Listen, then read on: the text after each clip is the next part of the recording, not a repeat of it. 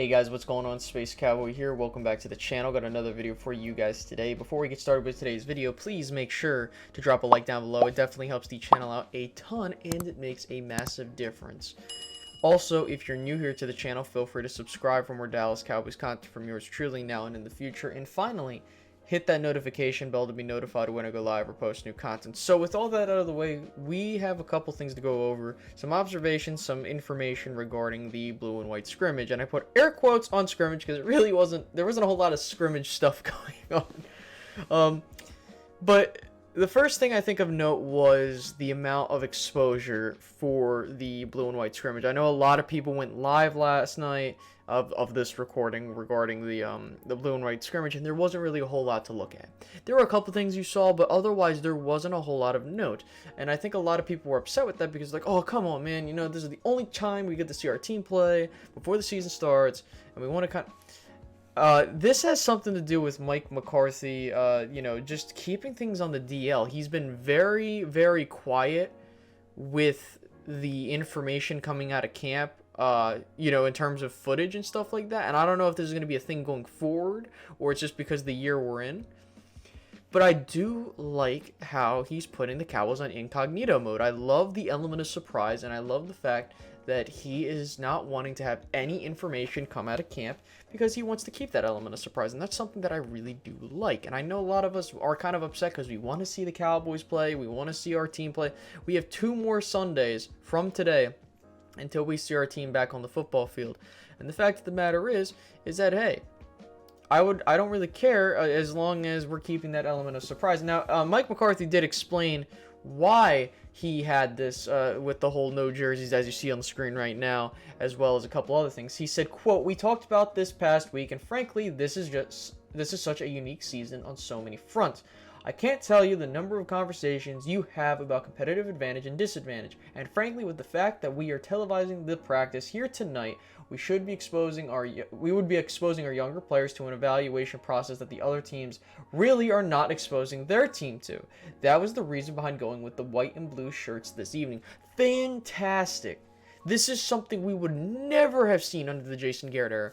The fact that he's willing to put that critical thinking and that thought process regarding the entire situation, what's going on with this year, thank goodness we have a head coach now that has that kind of mindset.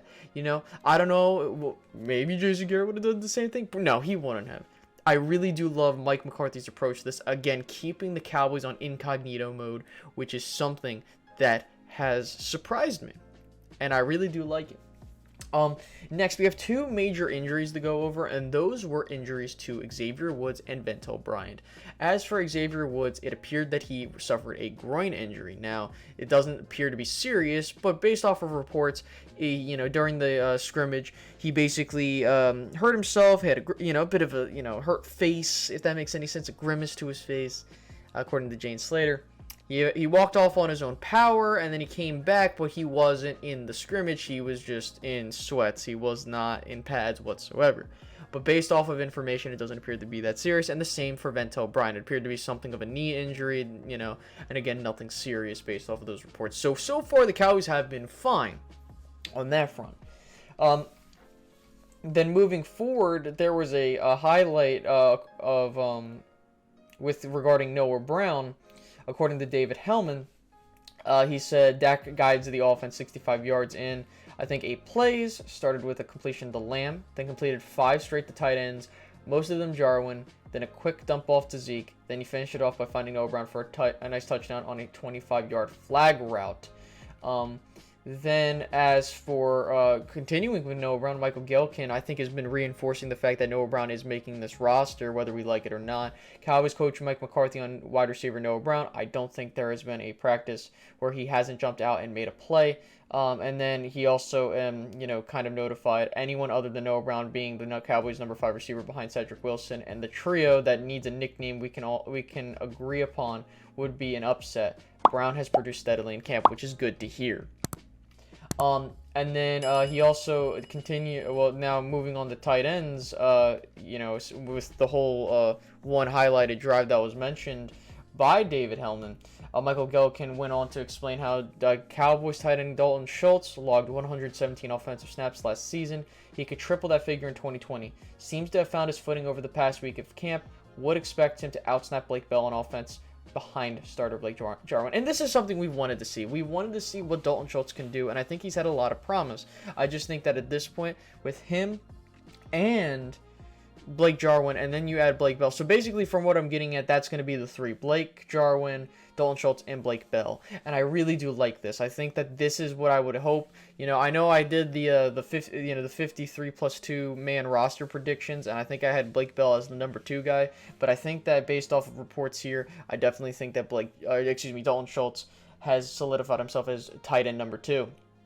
Going on to Calvin Wilkins, he reported that Dak Prescott with a touchdown pass to Tony Pollard. I think Pollard will be involved a lot more in 2020.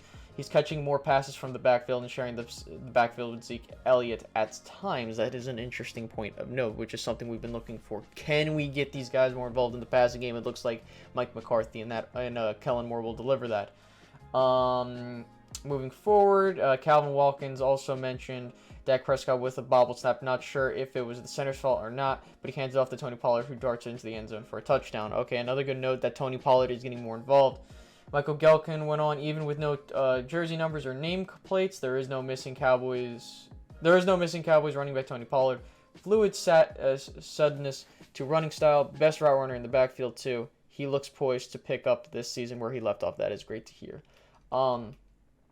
Calvin Watkins went on to talk about the defense. Everson Griffin with a sack on Dak Prescott here. Good coverage by the defense. So it looks like the defense is doing its thing as well.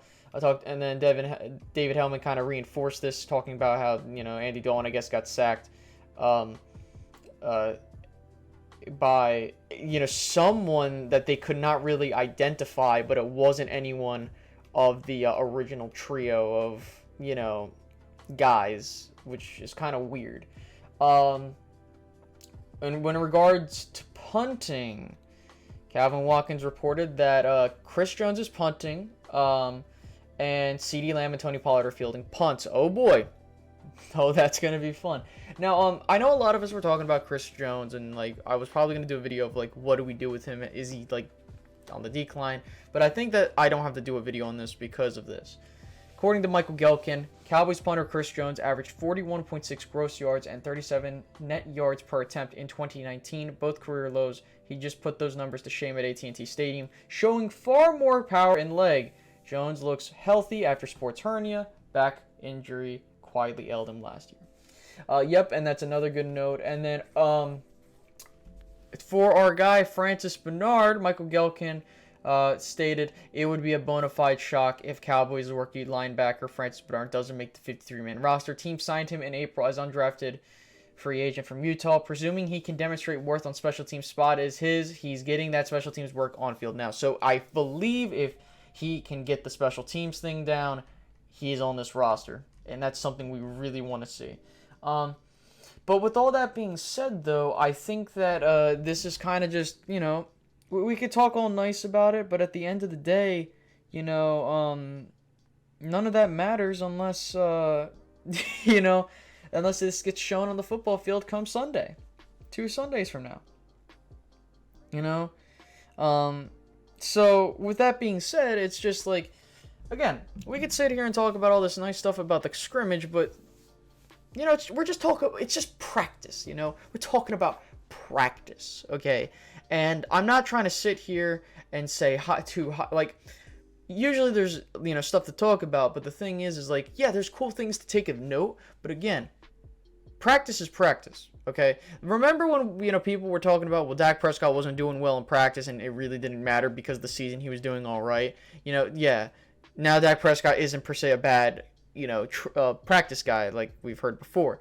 And it's just again, with little to no information, it's kind of we're just relying on the main reporters from the Cowboys as well as other sources, and they've kind of been helping with just basically being our eyes and ears in the situation. And we get limited information and footage from the Cowboys themselves, so it's just whatever we got.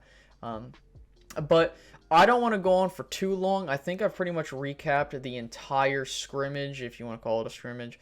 Feel free to put your thoughts down below about the scrimmage. Before you do that, make sure to, if you could, to like the video. Helps out a lot. Make sure to subscribe if you're new here to receive more content from yours truly, and hit the notification bell so you don't miss out more, live streams or content that comes from it. So, guys, thank you so much for reaching the end of this video. I greatly appreciate it. I'll see you guys in the next one. Have a good day, guys. Bye-bye.